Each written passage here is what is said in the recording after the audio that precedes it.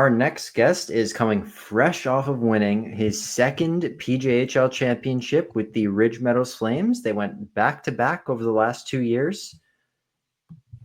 From Langley, British Columbia, I'm pleased to welcome to the Jungle Hockey Podcast, Tyler Blatz. Blatzy, how's it going, buddy? I'm great. How about you guys? Good, dude. Good. That was a sick intro, good, man. No, that was a great intro. Yeah, no, I'm glad you liked it. But no, to the point. I love it. Yeah, I mean, we obviously, ideally we'd like to get on someone from each of the teams who ends up winning their respective leagues. So obviously, you guys won it. Was it 2 days ago? Yeah, Sunday, 3 days ago. Yeah, 3 days ago now. Okay, cool. Yeah, so obviously we're really excited to have you on. I mean, we had your GM Derek Bedard on earlier in the year. And that was a great interview guy, too. So yeah, he's awesome. Great guy. Yeah. So yeah, no, we're looking forward to it, man. I guess we'll kind of just hop right into it. We'll save the championship talk for a bit later, but you kind of want to just walk us through your early hockey career. I mean, like I mentioned, you're from Langley, but when and did you get started playing hockey? How'd you get into it? Whether it was your parents, role models, whatever it was, and just kind of give us the beginning of your hockey journey. Well, I started out in I live in Aldergrove, but okay, I faked my address so I could play Langley, so I didn't have to play Aldergrove when I was younger. Because my dad grew up in Langley, that's where he played hockey. Right. So yeah, I played I was supposed to play Aldergrove, but I ended up playing Langley my whole life from initiation, which was H1 all the way till Bantam first year. Okay. It was always like A2 team as a first year, and then A1 team as a second year, and throughout all of A1 or for Adam Pee Wee Bantam. That's just always how it fell. I don't know why. Always a bubble guy. And then ended up on my second year Bantam. I ended up trying out for the T-Birds as a U15. That was the year COVID happened, but tryouts were in the summer. So I already had made the team as a bubble player. The coach really sat me down and said, "We're taking you for your size. That's all the reason we're taking you." That's it. That's what he said. Yeah, to my face. Robot or what? Oh my gosh. Funny enough, Chilliwack's coach Graham Strukoff. Oh and, yeah. Okay. Nathan Martz. Okay. So right. Yeah. So it was the year Martz was actually handing over the team to Graham. So it was kind of like a exchange. And then COVID happened. So it was a jungle fuck. So whatever. But yeah, then honestly, COVID was probably the best for me. Because all we did was practice and I needed a lot to work on. I was young, stupid, all that. So yeah, it was fun. Played U15. And then the next year, for tryouts again for the U17 team, I ended up going up with the U18 team for a while and playing with them. So all those 04s when I was in 06. And obviously I thought I made the team when Crampton ended up making the dub team that year. Yeah. But no, they said, you go play U17, we'll take a forward and put him on defense. So I went and played U17 that year. Yeah, brutal. But it was probably best for me anyways. I still played a shit ton of games with them. I got stuck up in Hope with them after that Kelowna tournament. Oh, I remember Rylan telling me about that. Yeah. That was crazy. It was with the Chiefs too. It was the T-Birds and the Chiefs were stuck at a Ricky's for 50 hours straight. So dude, I had to come home from Revelstoke at that time and I had to fly. Because there was it was awful. It was awful. Everything was shut down. So we're stuck in Hope. There's nothing in Hope. What are you gonna do in Hope? We're stuck out when there. You're in the Rickies. Exactly. You're either in the team bus or you're in the Rickies, and it was either you pick whatever. And it's not like you could go out during the day because you're prepared for a 3-hour bus trip up to Kelowna, not a 50-hour stay. So no one really a few guys brought pillows, but everybody used their jacket as a pillow. So we're all stuck. You can't go outside, can't get it wet because you're sleeping with water all over you. So yeah, we kind of picked and choose when we went outside.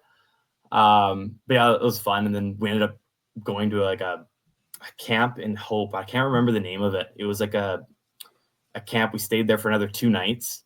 And then our parents finally decided, okay, we're getting our kids home. So we took a helicopter home. There's like 4 different helicopters, and we all hopped in a helicopter and went home. What was that like? You did that's sick. Yeah, with the team, with all the boys. I got sick pictures. Like, so we're in Hope, and you fly over Chilliwack and Abbotsford, and you see the floodings everywhere.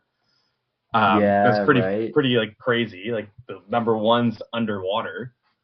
Yeah, it was pretty cool. It was my second actually helicopter ride, because in Pee Wee I got stuck up in Hemlock or Sasquatch Mountain, so I took a helicopter ride down from there.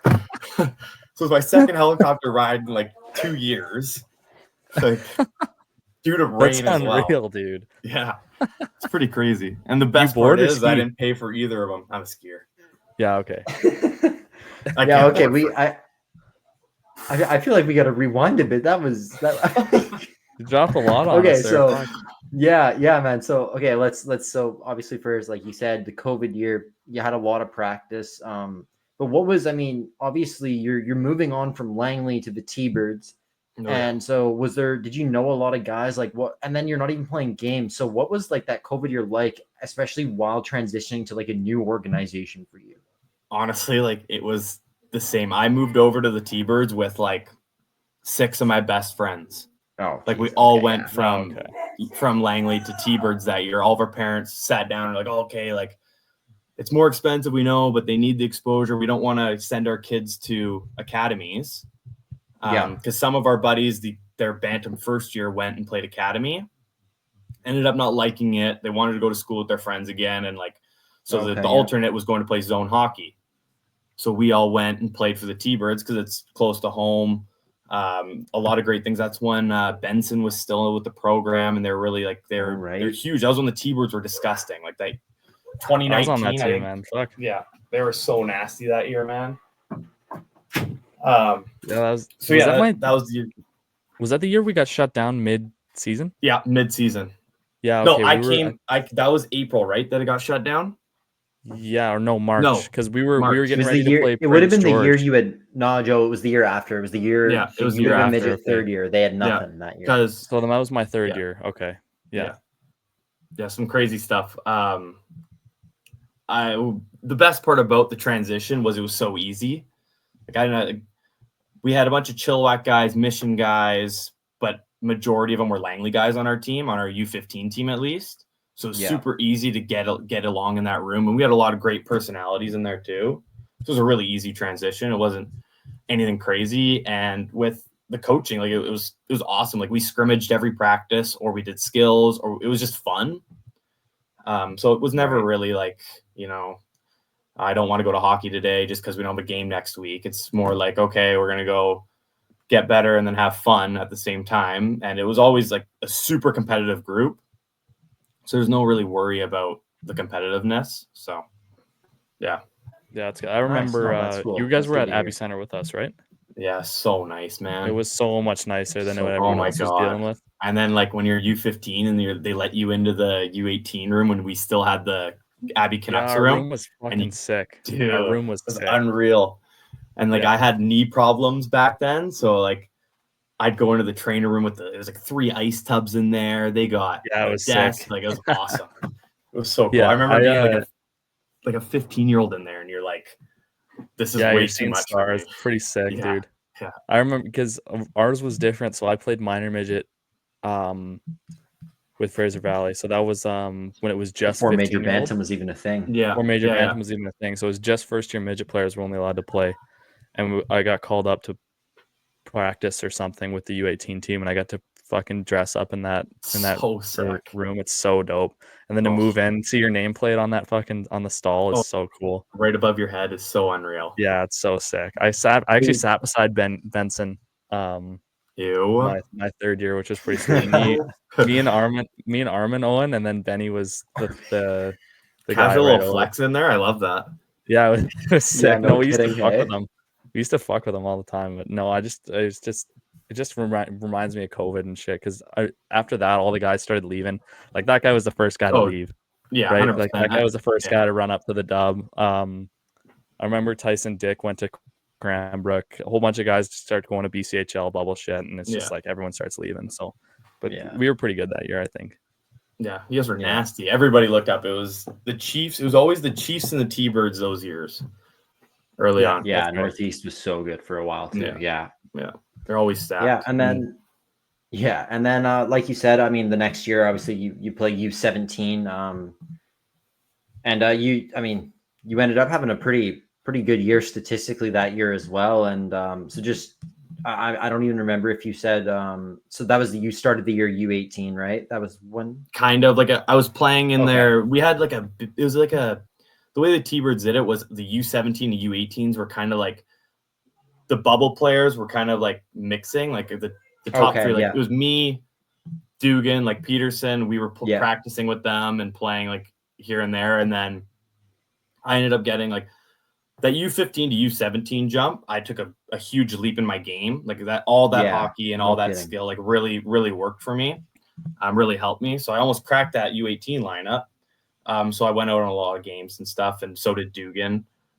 So yeah, it was awesome.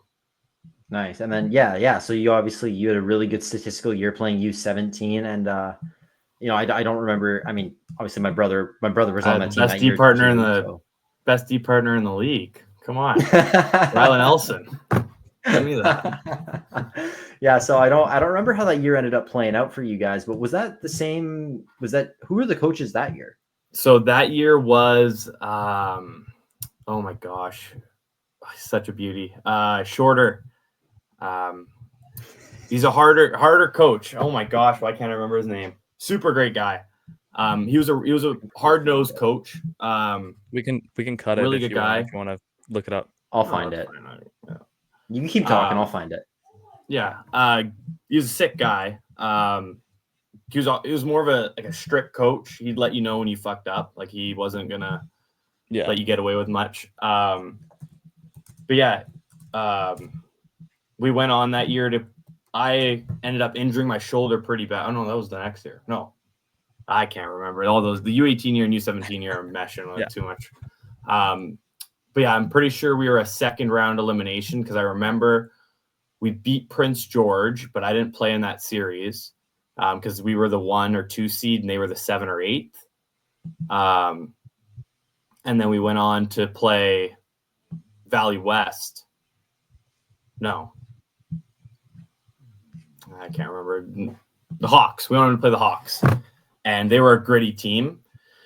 And we ended up losing in 3 because they're 3-game series, which I wasn't a big fan of. Like, I hated that. I hated the 3-game series. You're 2 games and you're done. Like, you lose sucks. 2 and you're done. Like, catch a hot goalie and it's over. Exactly. So what happened is like game 1, we were getting like dominated, and like we're down 3-1, and in that game, best statistic game of my life, I went on and scored 2 back-to-back goals within like a couple minutes, and we ended up tying the game and then going into overtime and winning. But then like the next 2 games, we got 2-game shutout, and the series is over. It was just such a quick turnaround. Yeah. But it was super unfortunate, the series that we had in like the U18, U17. I hated it. Like I'll always hate that 3-game series, but at least like what the PIJ is doing this year, or the BCHC is doing with that 5-game series now with the KI and the PIJ, like that makes more sense. Like I like that, a 5-game series. Like 7 would be pretty hard to do, especially with the travel. So it makes sense to me. At least wasn't your coach Travis Audie? Yeah, Travis. Yeah, it was Travis. Yeah. He was my minor midget coach. Yeah, shorter guy. Yeah, he's a beauty. You angry little fella. Come on, he used to rip me, man. He used to get angry. Yeah, he used to get angry. He definitely had his. He definitely knew what he was talking about, though. Yeah, he's a very smart man. Was Mike still the assistant coach? Yeah, or was it, Mike was still there. Yeah, it was Mike. Mike and Joe. Mike and Joe. I never had Joe. Joe was I just had funny, him as, man. Yeah. I just had Mike and Cass and Trav, which is fun. Yeah, Trav. Funny if I bumped into Travis like a year ago at a stop sign. Like he was just standing there in his car. Blatzy? Like Trav? Joe, didn't you run into him in the streets in Italy? I was just gonna say this. In Italy? Me and my mom, we went on vacation in Europe. This is crazy, actually. We went on vacation in Europe. What was that? 3 years ago, 2 years ago, whatever. And coming up on 3 years ago, I think. And yeah, we're going out for dinner. We're walking back to the hotel, and Trav's in line to like a restaurant across the street with his like fiance or his wife. Fiance or whatever. I think fiance. And they were on vacation, and we were just like, we sat and like talked for like 15 minutes. That is so like, awkward though. Just no way. Like we saw him because he was waiting in line, and we were just like, yeah, why not just talk to the guy for like a couple minutes? But he's a good guy. He picked up right where we left off. Like, he's a great guy. That's awesome. It was so funny though. That is so random. Like random. Yeah. And then you obviously you told the story about that, you know, the whole helicopter thing in Hope. I just want to ask for you to just talk about that again. So just explain the whole situation, like from start to finish. I know the floods, helicopter, but just talk about that whole thing when you were APing with the U18 team.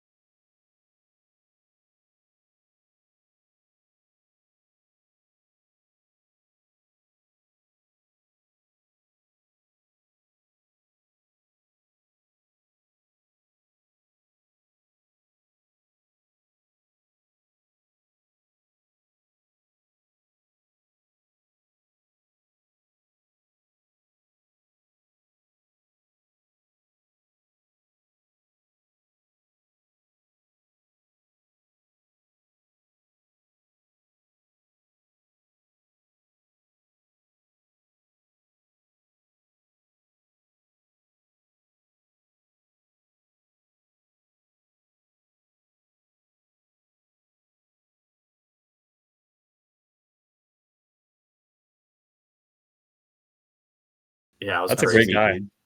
Oh, and his son was our goalie that year, Angus. He's such a good guy. Like such a good guy. Well, Angus, yeah, I can't remember his first name. What's his last name? Yeah. Super great guy though. You could never tell they were one of those down to earth kind of guys, you know? Yeah. Right. We used to do goalie camps with all the with all the goalie coaches. The goalie coach did it with all the bring like all the guys out. U15, U17, U18. Yeah. So I forget his name. But super great. It's sick set of gear too. Sick custom. Yeah, I always had the sick pads. I was always jealous because he got new gear every year. Every year. Sick. It was sick. Yeah. That's pretty funny. Well, that's an unreal story. And then obviously your next year you move on to U18. I believe Wes McLeod was your coach that year, but you also got 2 games of BCHL experience with the Chilliwack Chiefs. So tell us a bit about that, and then you joined the Ridge Meadows Flames to the playoffs, and I was everywhere that year, man. helped crush my dreams for the first time in playoffs. So you just tell us about your I can't wait to get to that. Your T-Birds, your Chiefs, and your Ridge experience that year, because you played pretty much the whole playoffs with Ridge. Yeah, for Ridge, I ended up playing game 5 against you guys. That quad OT game. Yeah, the quad OT game that ended at 12:30 at night or in the morning, I guess. Yeah. Yeah, that was a fun way to go. The barn was packed, and then by the end of the game, there was like 10 people in the stands because the game wouldn't end. People stuck it out pretty good. Yeah, but all the kids that were all screaming, it was quiet after a while. There's definitely some tired people. But yeah, that year kind of sucked for T-Birds because statistically our team was loaded. Like I think we had 9 guys go on to play the BCHL the next year, 10 guys maybe. And some of those guys were still playing, like Briskowski, like Brendan. He played basically playoffs with Chilliwack that same year after we got knocked out. Yeah. We got knocked out first round, I think, against the Chiefs because we were like a 4 and they were a 5 or whatever, 3 and 4 or something. And we got knocked out first round, and I did myself so dirty. I broke my nose in that game. Big goose egg on the side of my head. Yeah, I tried running Josh Kelly, and he stuck his leg out, and I went flying over it head first into the boards. And then like a week later, I guess they said I had a minor concussion, but it wasn't anything, and I ended up playing with Ridge right after that anyways, so playing with a goose egg for a while. But yeah, playing for Chilliwack was like unreal. My first game was in Coquitlam, and I got my rookie lap. All the boys were awesome. Like, obviously I wasn't like super close to any of them, but they were really like they brought me in. It was awesome. Abram was there on that team. Yeah, we was there. He was a super great guy. Like that was the year he was captain. He was stuck out there with me. Him and Siraj were stuck out with me every once in a while. I could be like, hey, go watch over Blatz when you go out there. Like, but hey, I was on the score sheet 2 minutes for tripping, so I can't really complain. Nice, dude. So, you got a number. Oh yeah. Yeah, it was awesome because I've been practicing with them. Yeah, 2 PIMs. Yeah, right there. It was a tripping or a slashing or something. It was slow feet. That's what it was. So my dad told me. So. Too slow. It was awesome though. Like I got to practice them. Like the next year was the year that they left the Hockey Canada, and I ended up practicing all of September with them until the cutoff, where you had to either play in the BCHL or Hockey Canada.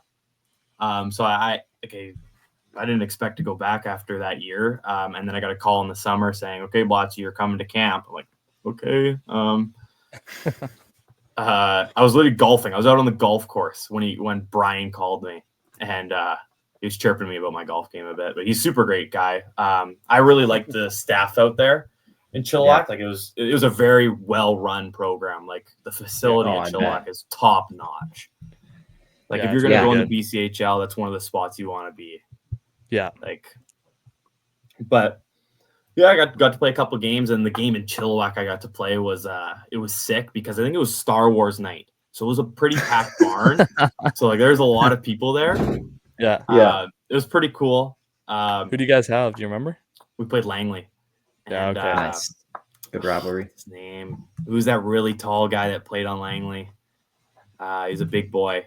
I don't remember what all the guys are like. Okay, Blatz, you got to go throw the ball. I'm like, okay. Went over center ice and I kind of hit him open ice and he put me on my ass, but I also put him on his. So the boys were fired up and then I got to go out the next shift, so I didn't have to sit a shift. It was pretty awesome. Back out there, nice. Yeah, I know. I actually logged like 15 minutes that game. Or no, good for you, man. That's pretty good. Yeah. And we That's had 7 awesome. D-men playing that game too. So we had a good rotation going. They put me down on the lineup sheet as a forward. Yeah, awesome.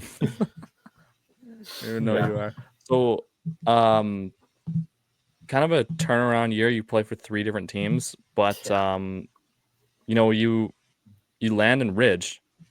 How does that first year go? How does that how does that lead into like kind of this year? You know, with the team you guys put together, because last year I remember you guys were pretty solid. Like, overall, it was you guys were a tough team to play against. So it was. I'm just interested to hear about how it went into the recruiting process and how that year went, and then lead into this year. Well, and then crushed us in the playoffs last year too. Yeah, it's funny you say that because I honestly I didn't really think the PIJ was an option at all. Like when I was going into that, like I was going to go play at my 3rd year at U18, but it was kind of like if I didn't go play playoffs with Ridge that year, I probably wouldn't have gone to Ridge last year.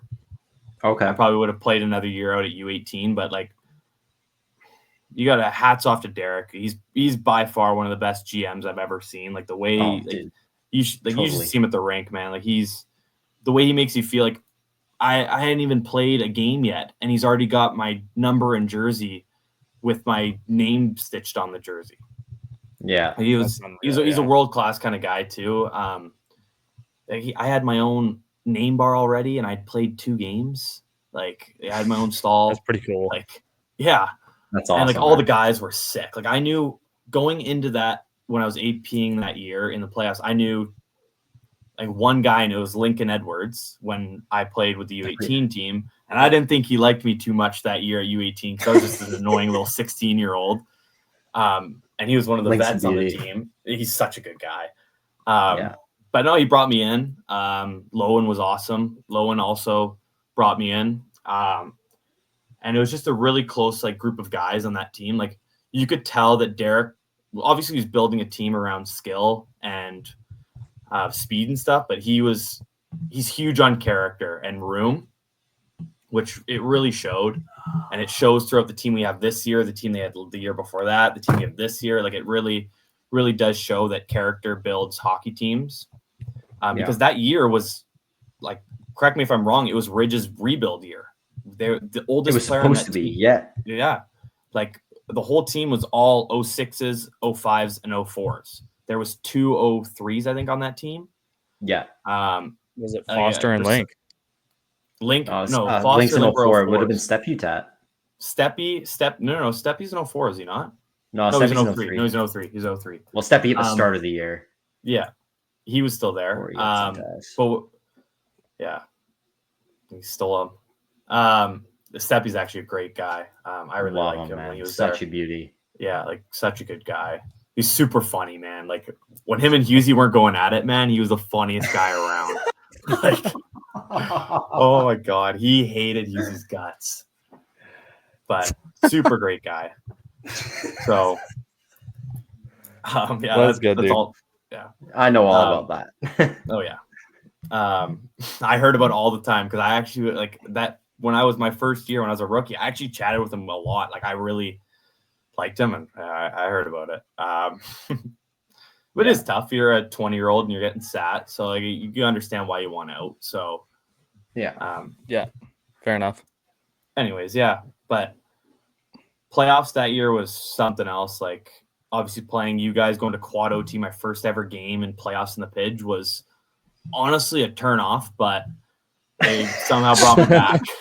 Like, I just remember being so gassed, like so gassed. Yeah, dude. Like, it's midnight and we're still going out for the fourth overtime.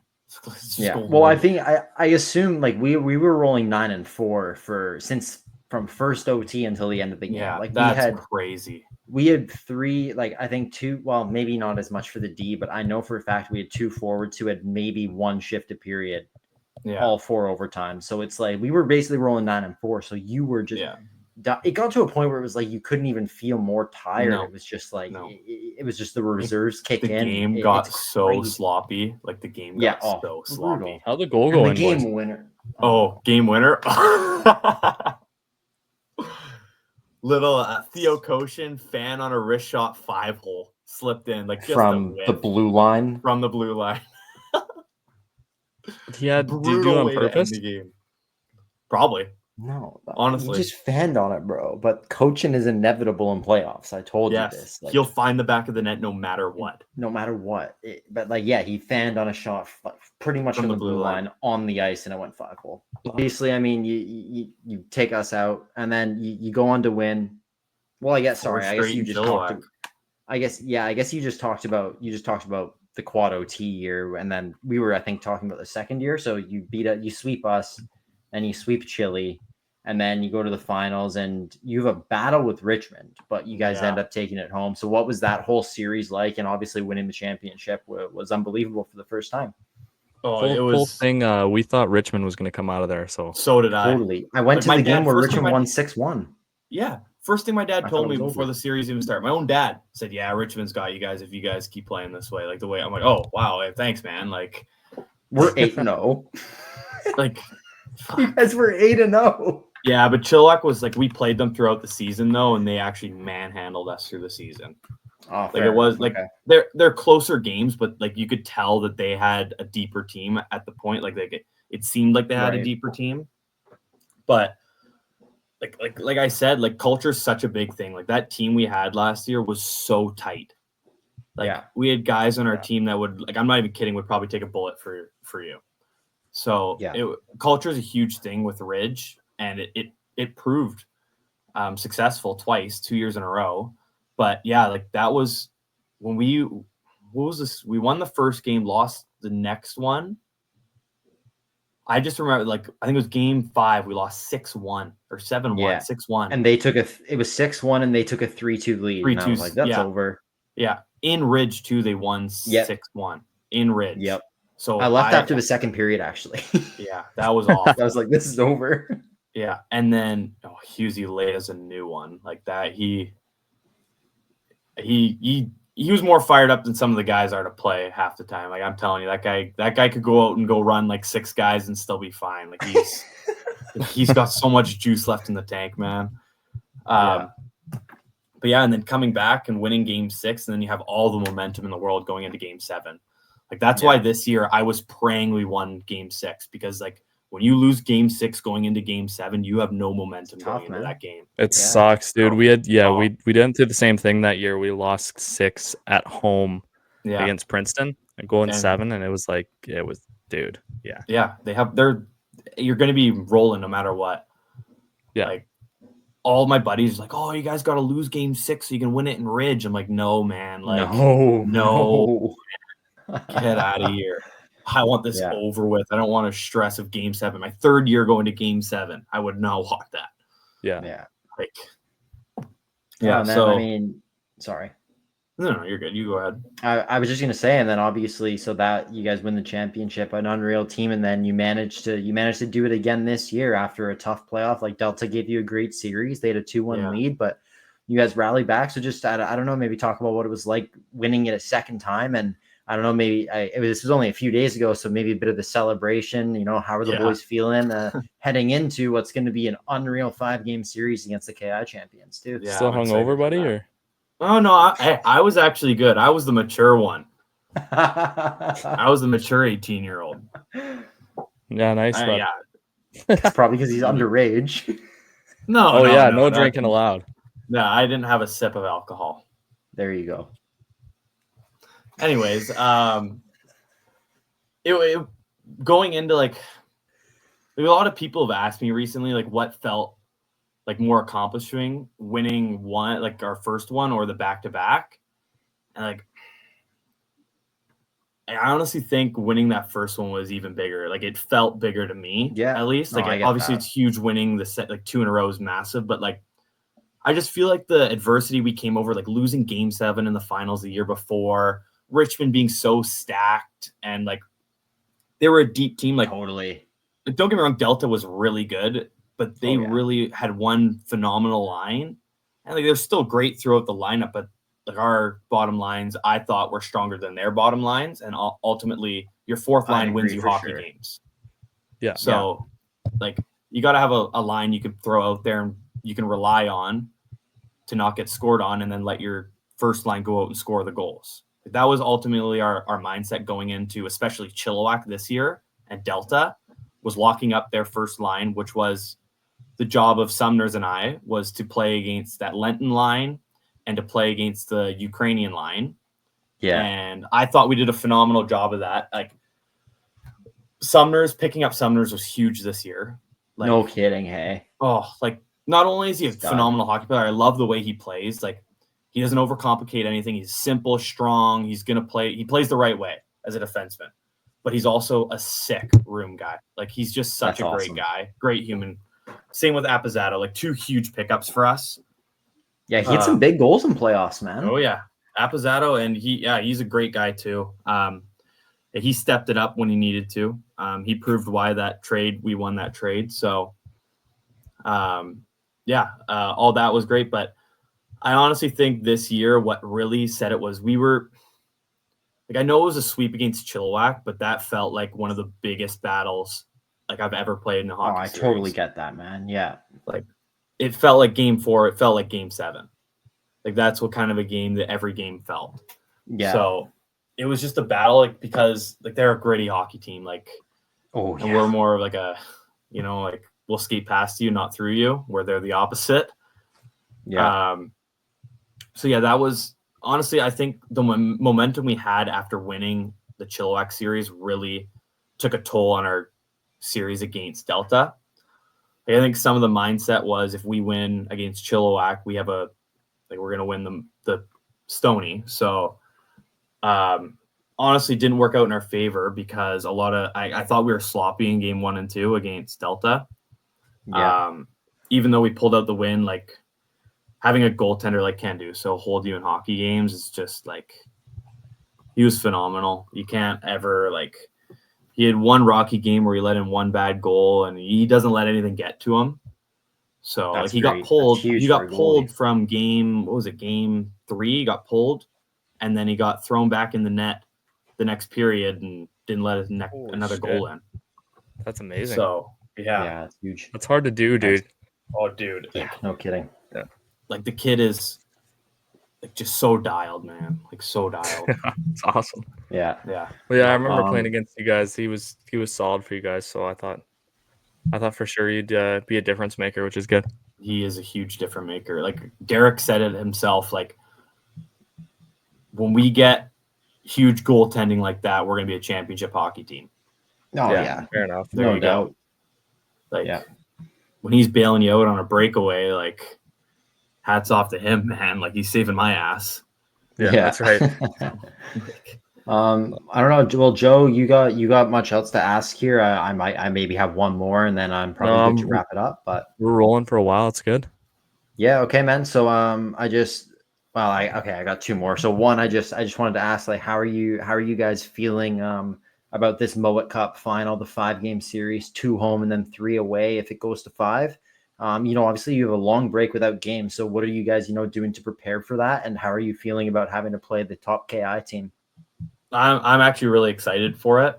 It's a little frustrating that we got 3 weeks off. I don't like that, right? But I mean, it is what it is. We're going to have to stay dialed. We were given a little break. Like our first practice back is tomorrow night. Nice. That's good. So, but I know from there on, they're picking up ice times. Like since they're taking the ice out at the CAM, we're picking up ice other places. So cool. I think we're practicing in Langley, in GPRC Apparently that's where the game might be held. We don't know yet. Like, really? It's a toss up right now. Oh wait, we have no idea. Oh, they can't play at the Cam because ice is being pulled out for their lacrosse. Oh, that's like, what's in the air. I get it, so. but that sucks, man.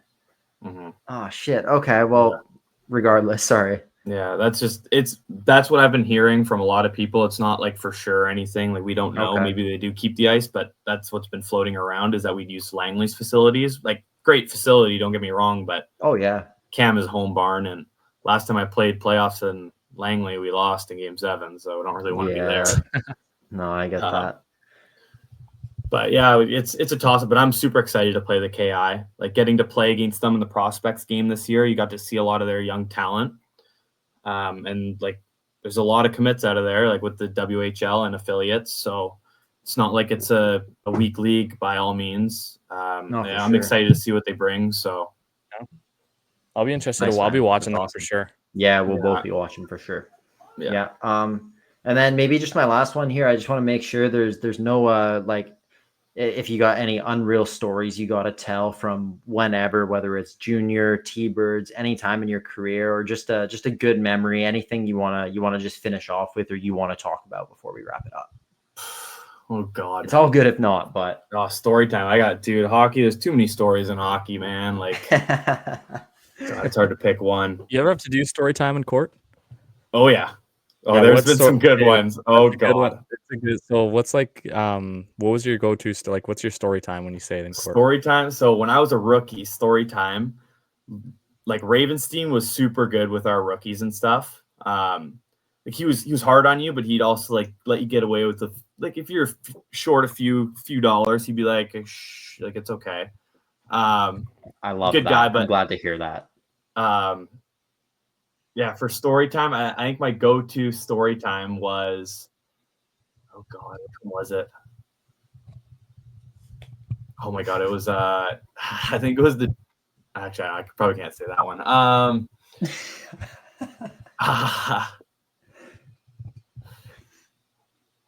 God, there was one I remember I said in my rookie year was me and my buddies went to Dick Lake, and like in Abbotsford.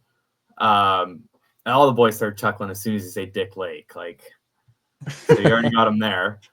And we're out just being boys, drinking, and like, you know, there's guys over there playing volleyball, and we're just like, oh, fuck these guys. Like, they're taking up half the beach over here. Like, so yeah, it was me, a bunch of BCHL guys, all my buddies who I grew up with, and we're all just like, hey, let's start some shit. Like, why not?